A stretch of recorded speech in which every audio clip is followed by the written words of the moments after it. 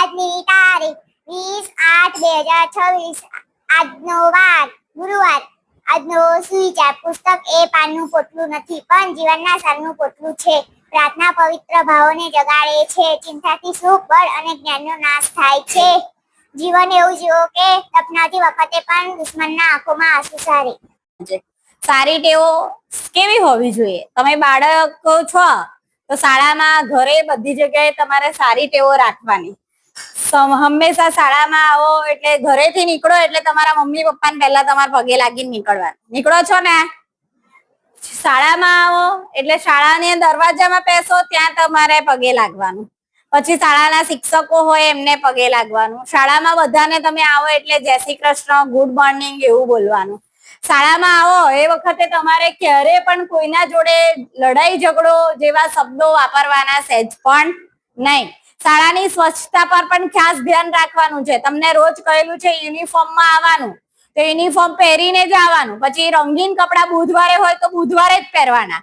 પછી બુધવાર વગર રંગીન કપડાએ આવવાનું નહીં. વાળ તમારા કપાયેલા હોવા જોઈએ.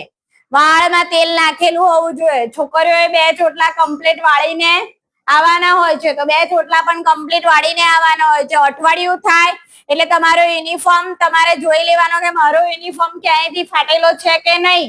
ફાટેલો હોય તો તમારે તમારી રીતે સોય દોરા વડે અથવા તો નજીકમાં દરજી હોય ત્યાં જઈને તમારે સિલાઈ મરાઈ લાવવાની કે ભાઈ મારો યુનિફોર્મ ફાટી ગયો છે તો મારો યુનિફોર્મ સિલાઈને પહેરીને આવીએ. પછી 15 દિવસ થાય, 10-12 દિવસ થાય તો તમારો યુનિફોર્મ આમ લોચો જેવો થઈ ગયેલો હોય તો ઘરે ઇસ્ત્રી હોય તો તમારે ઇસ્ત્રી કરી દેવાની.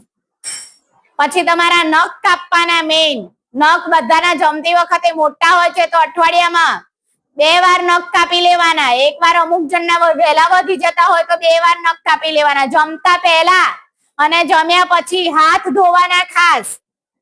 તમે જે ડીશો લૂછો છો એ પણ તમારે ખિસ્સામાં રૂમાલ લઈને આવવાનો હોય છે. ડીશ લૂછીને જ જમવાનું અને જમી રહ્યા પછી પણ ડીશ લૂછીને જ મૂકવાની. સેનિટેશનમાં જાઓ, વોશરૂમમાં જાઓ ત્યારે પણ તમારે ચપ્પલ પહેરીને જ જવાના.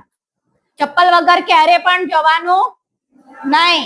સેનિટેશનનો ઉપયોગ આપણે કરતા હોય ત્યારે તમારે ચપ્પલ વગર કોઈ પણ જણે અંદર જવાનું નહીં. અને અહીંયા શાળા પૂરતું નહીં, ઘરે પણ તમારે ઘરે બહાર હોય તો તમારે બહાર વોશરૂમમાં જાઓ તો ત્યાં ચપ્પલ મૂકી રાખવાના અને ચપ્પલ પહેરીને જ જવાનું. કાદવ કિચડ ઘરના બાયણામાં અથવા તો શાળાના દરવાજામાં ના થાય એનું ખાસ ધ્યાન રાખવાનું.